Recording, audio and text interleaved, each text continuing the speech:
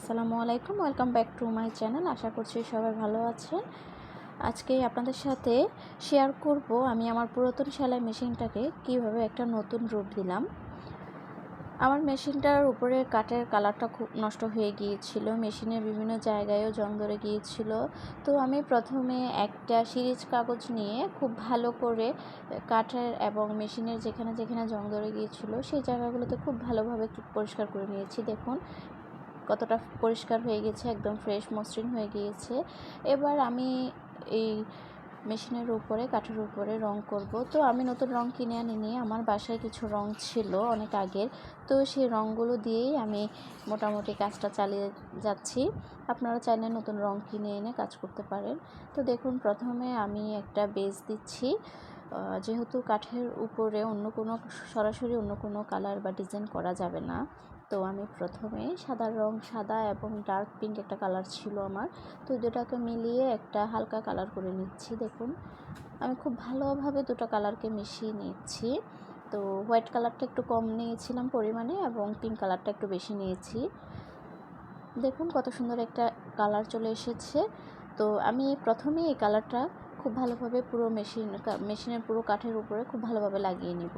আপনাদের কাছে যদি সাদা রঙটা একটু বেশি থাকে তাহলে আপনাদের কালার মিশানোর কোনো প্রয়োজন নেই, শুরুতেই আপনারা সাদা কালারটাকেই ভালোভাবে লাগিয়ে নিতে পারেন। আমার কাছে যেহেতু কালার ছিল না সাদাটা, তো আমি যতটুকু আমার কাছে যা যা আছে মোটামুটি সেই রঙগুলো দিয়েই আমি কাজটা করার চেষ্টা করছি।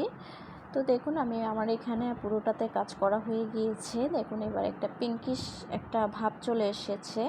তো এইটার উপরেও যদি আমি কালারটা করি সেটাও মনে হচ্ছে যে খুব ভালোভাবে ফুটবে না, তো সেজন্য আমি এটার উপরে আরও একটা প্রলেপ দিচ্ছি। দেখুন আমি সামান্য একটু পানি নিয়েছি, এটার মধ্যে ডার্ক কালার পিঙ্ক কালারটা নিয়ে নিলাম এবং এখানে বাকি টাইপের কালার একটা আছে, সাদা না বাকি কালার মতন হালকা বাকি কালারটা থেকে কতটুকু কালার নিয়ে দুটোটাকে মিক্স করে আরও একটা নতুন কালার তৈরি করে নিচ্ছি এবং এই কালারটাই আমি আবারও আমার এই কাঠের কাজটার উপরে আবারও কালার করে নেব। আপনারা যদি রং কিনে এনে কাজ করতে চান সেক্ষেত্রে সাদা রংটা নেবেন, প্রথমে শুধু সাদা রংটা দিলেই হয়ে যাবে। এখন আমার কাছে যেহেতু সাদা রংটা বেশি ছিল না, তাই আমি আরও একটা রং মিক্স করে একটা বেস তৈরি করার চেষ্টা করছি। দেখুন এখন এখানে কালারটা অনেকটাই হালকা হয়ে গিয়েছে, পিঙ্ক কালার থেকে এখন হালকা একটা ক্রিম কালার টাইপের কালার চলে এসেছে। তো আমি এইভাবে করে পুরো মেশিনেই এই কালারটা করে নিব। প্রথমবার করলে একটু হালকা থাকে, আর করতে করতে যখন একটু শুকিয়ে যায় তখন আমি আবারও সেই কাজটা রঙের উপরে আবারও তুলি দিয়ে রং করে থাকি। এই তো দেখুন আমার পুরো কাজটা হয়ে গিয়েছে। এবার আমি এটার উপর নকশা করব। তো নকশা করার জন্য আমি দেখুন এখানে অনেকগুলো কালার নিয়ে নিয়েছি, মাল্টি কালার হলে জিনিসটা সুন্দর লাগে, তো সেজন্য আমি অনেকগুলো কালার নিয়ে নিয়েছি এবং একটা কালার পেন্সিলের সাহায্যে দেখুন আমি এভাবে করে কিভাবে রং করব সেই ডিজাইনটা এঁকে নিচ্ছি। আপনারা চাইলে আপনাদের ইচ্ছে মতো ডিজাইন আগে এভাবে পেন্সিল দিয়ে এঁকে নিতে পারেন, তাহলে আপনাদের জন্য কাজ করতে সুবিধা হবে। তো এবার দেখুন আমি একটা গ্রিন কালার নিয়ে নিয়েছি, গ্রিন কালারটা দিয়ে আমি প্রথমে যে কালার পেন দিয়ে আমি এঁকে নিয়েছিলাম সেই বরাবর করে আগে লাইনগুলো দিয়ে নিচ্ছি, এরপর আমি পুরোটাতে কাজ করব।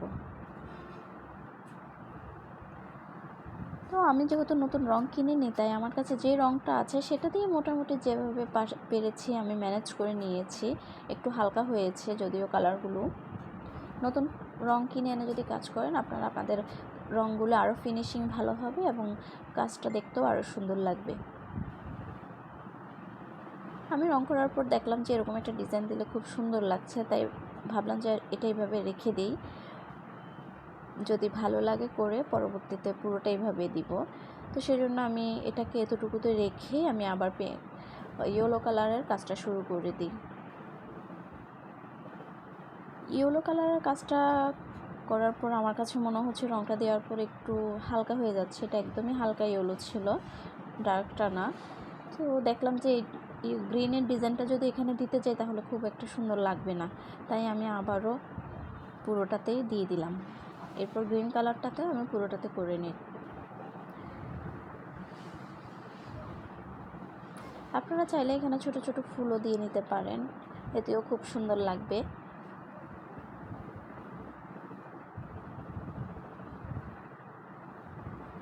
যে কোনো জিনিসকেই আসলে নতুন করে সুন্দর করে সাজালে সেটা খুব সুন্দর হয়ে যায়। আসলে পৃথিবীতে পুরনো বলতে কিছু হয় না, আপনি চাইলেই সেটাকে নতুন আরেকটা রূপ দিয়ে সেটাকে নতুন করে নিতে পারেন। সেটা জিনিসের বেলায় হোক বা সম্পর্কের বেলায় হোক, সম্পর্কের মধ্যেও মাঝে মাঝে এভাবে যত্ন নিলে সম্পর্কগুলো নতুন সম্পর্কের মতো হয়ে যায়। এই তো দেখুন আমার কিউট সেলাই মেশিন, এটা কীরকম আগে কীরকম ছিল আর এবং কাজ করার পর কীরকম হয়েছে। আশা করি আপনাদের আমার কাজটা দেখে খুব ভালো লাগছে। আমি নিজেও খুব খুব খুশি হয়েছি কাজটা করে, আমার নিজেরই অনেক ভালো লেগেছে। এবারে আমি ভাবলাম যে জিনিসটা এভাবে খুব সিম্পল লাগছে, এটার ভিতরে একটু পাতা দিয়ে দিলে হয়তো ভালো লাগবে। কারণ আমার কাজটা খুব একটা সুন্দর হচ্ছিল না, কারণ আমার তুলিগুলো অনেক দিন আগের হওয়াতে কেমন যেন শক্ত হয়ে গিয়েছিল, তাই আমি খুব ভালোভাবে ড্রটা করতে পারছিলাম না। আপনারা যদি নতুন তুলি নিয়ে নতুন রং নিয়ে কাজ করেন, আশা করছি আপনাদের কাজটা আমার থেকেও আরও সুন্দর হবে।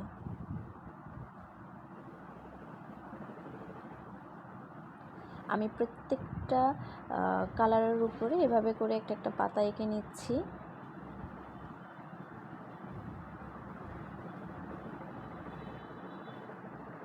আমার এভাবে পুরনো জিনিসকে রিক্রিয়েট করে নিতে আমার খুব ভালো লাগে।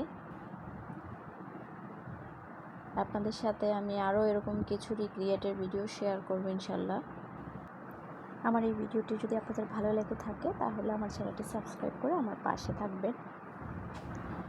আমি আর্টের ব্যাপারে একদমই কাঁচা, খুব একটা ভালো পারি না, আর প্র্যাকটিসও করা হয় না, তাও আপনাদের সাথে আমার ভালো লাগার কাজটা শেয়ার করলাম।